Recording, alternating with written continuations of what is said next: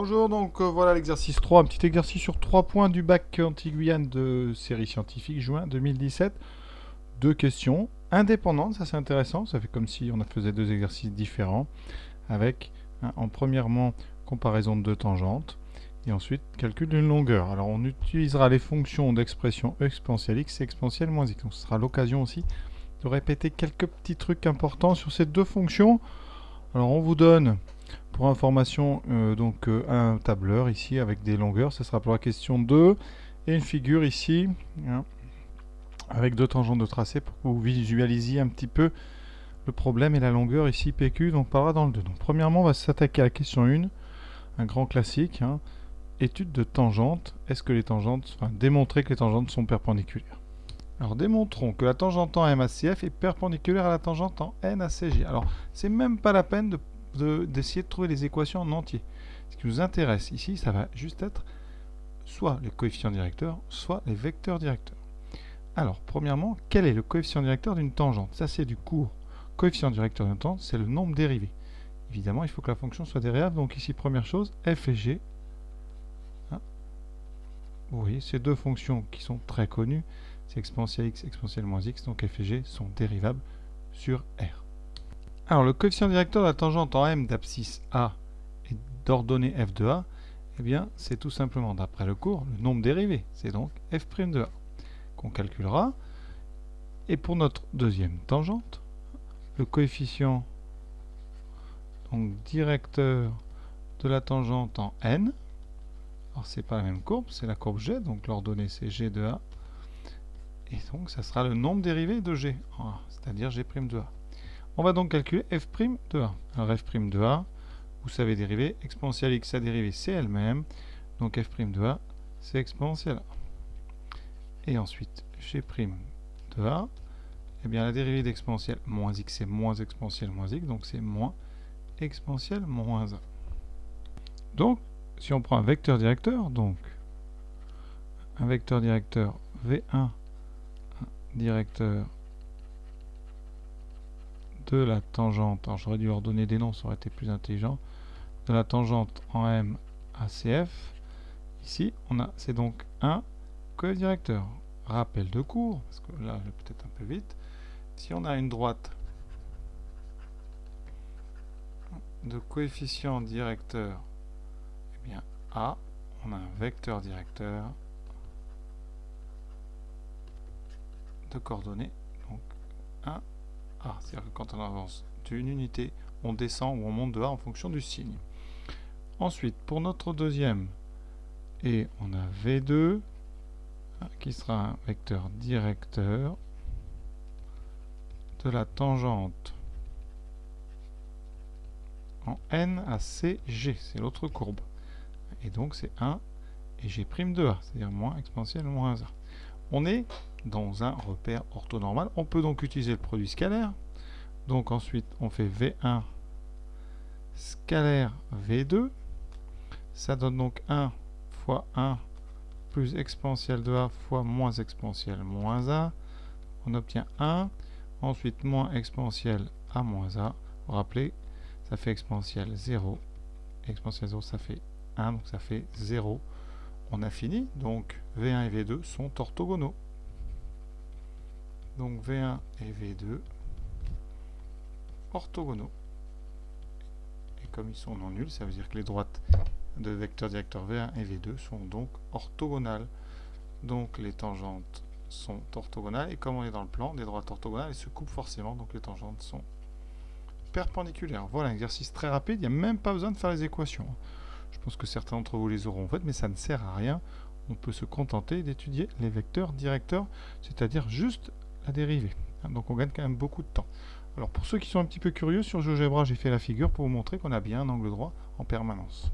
Donc voilà mon logiciel. Donc je trace d'abord la courbe exponentielle. Alors petit rappel, comme ça on est là pour ça. Vous avez donc une courbe qui monte très vite, rappelez-vous, toujours strictement positif. Donc on est au-dessus de l'axe des abscisses. La fameuse intersection avec l'axe ici en 0,1, parce qu'exponentielle 0 ça fait 1. Ensuite, je vous rappelle que la tangente à ce point-là, c'est la diagonale d'un carreau. D'accord, je vous montrerai ici quand on va tracer tangente. Donc là, je crée un curseur ici, comme ça je pourrais faire varier la valeur de A. et je prends un point. Alors c'est pas n, ça sera, je l'ai appelé n. Pas très adroit parce que ça, en fait, dans le texte, c'est m. Donc je vais changer. Voilà. Et l'autre, excusez-moi, une petite maladresse. Voilà. Donc là, on a m. Je fais bouger. Vous voyez ici avec mon curseur, je fais bouger le point m sur la courbe. Ensuite, je trace la tangente en ce point m. Voilà, vous la voyez.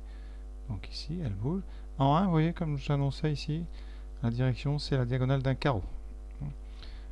Du carreau unité. Voilà. Ensuite, je fais la même chose avec la fonction exponentielle moins x. Vous voyez, très important, les deux courbes ici sont symétriques par rapport à l'axe vertical. Elles se coupent au point ici, intéressant, 0, 1. La tangente, eh bien, il a une symétrie, donc vous allez vite les voir. Vous voyez, ici, on est vraiment sur une belle symétrie.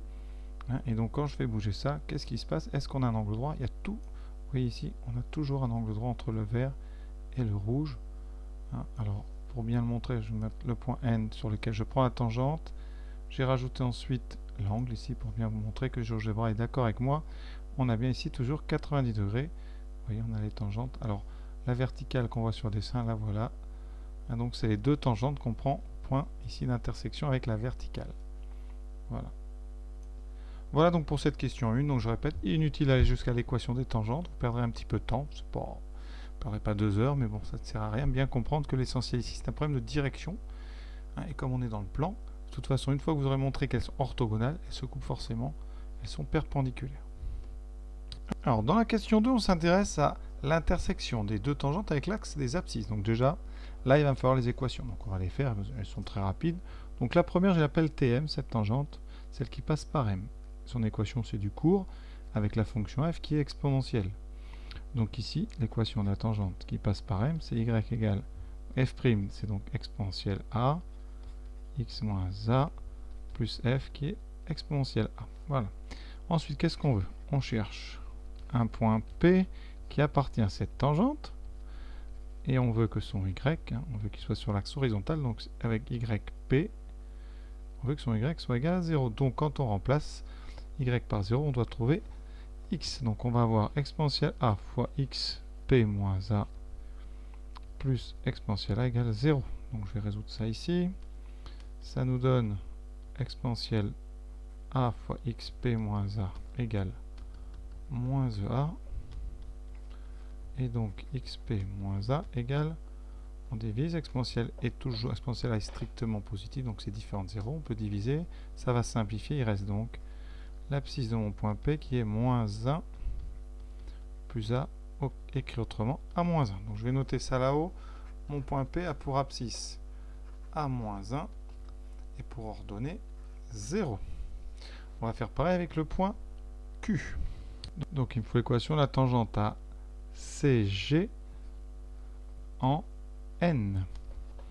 Cette tangente, je l'appelle Tn, comme ça on ne les mélange pas. Y est donc égal à f', alors c'est plus f', pardon, puisque la fonction c'est g, ça sera donc g' de ax moins a plus g de a. Ici, g c'est exponentielle moins x, enfin g de x exponentielle moins x, donc cette tangente, c'est donc y égale g' de a, on a dit que c'était moins exponentielle moins a, x moins a, plus exponentielle moins a. Et cette fois-ci, qu'est-ce qu'on cherche? On cherche donc le point Q, qui appartient à cette tangente n, tel que avec un yq égale à 0. Donc comme tout à l'heure, on a une petite équation à résoudre, donc je vais la faire là-haut. Ça donne donc moins exponentielle moins a x q moins a, donc plus exponentielle moins a égale 0. Donc xq moins a va être égal à donc moins exponentielle moins a divisé par moins exponentielle moins a. Ça veut dire que xq, ça fait 1 plus a. Donc q a pour coordonnées donc a plus 1, 0. Alors je me rends compte que j'avais oublié de vous parler de la conjecture. Alors que peut-on conjecturer? Bon, on vous a donné un tableau très compliqué à lire. Alors vraiment là, des fois, on vous donne un tableau, il y a toujours marqué 2. Donc qu'est-ce qu'on peut faire comme conjecture? Là, vraiment très difficile. Je ne vois pas. Peut-être que la longueur PQ serait tout le temps égale à 2.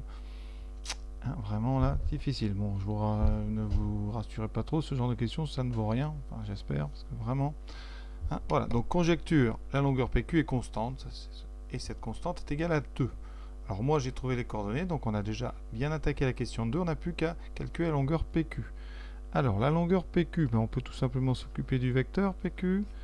Donc ici on a coordonnées de Q moins coordonnées de P à plus 1 moins A moins 1, ce qui nous donne coordonnées Q c'est 2 et ici c'est 0. Donc comme on a un repère orthonormal, on peut utiliser donc ici la petite formule qui ressemble à Pythagore, racine de 2 au carré plus 0, ça donne donc ceci, racine de 4 égale à 2. Donc effectivement, quel que soit le point M et N, voilà, dans le texte, la longueur PQ est égale toujours à 2. Voilà, on va vérifier ça quand même sur notre petit truc GeoGebra. Donc voilà, alors ici je prends un point, je vais créer un point intersection ici, bougez pas. Sur GeoGebra vous avez intersection, donc ici il va trouver tout seul. Ça s'appelle A, moi je veux plutôt l'appeler donc ici CP. Voilà. Ensuite, il appelle ça P0, je ne sais pas pourquoi. Ah non, c'est P0 qui traîne ici. Ensuite, deuxième intersection ici, donc je le renomme. Lettre donc Q, voilà. Et vous voyez, PQ, on va vérifier, on va tracer le segment. Ici, segment. Voilà. Et ce qu'on peut faire, c'est indiquer, quand on le trace toujours, l'étiquette, on va mettre la valeur. Voilà, comme ça. On va lui mettre une belle couleur, ici violet, comme ça vous le verrez bien. Et on va le mettre un peu en gros parce que c'est la vedette de cette vidéo. Maintenant, je vais bouger mon curseur et vous allez voir que la longueur PQ ici reste toujours égale à 2. Vous avez un petit 2 ici, là. Voilà. Vous voyez. Donc ça ne fait pas une démonstration, mais c'est joli à voir. Donc voilà, cet exercice est terminé. Bilan, première question sur des coefficients directeurs de tangente. Donc c'est pas idiot de réviser ça. Et ensuite, petit calcul de longueur. Alors, le calcul de longueur lui-même est facile, par contre. Ça vous réapprend à trouver l'intersection d'une tangente avec les axes. En tout cas, là, avec l'axe horizontal. Voilà. Écoutez, à très bientôt, j'espère, et bonne continuation dans vos révisions.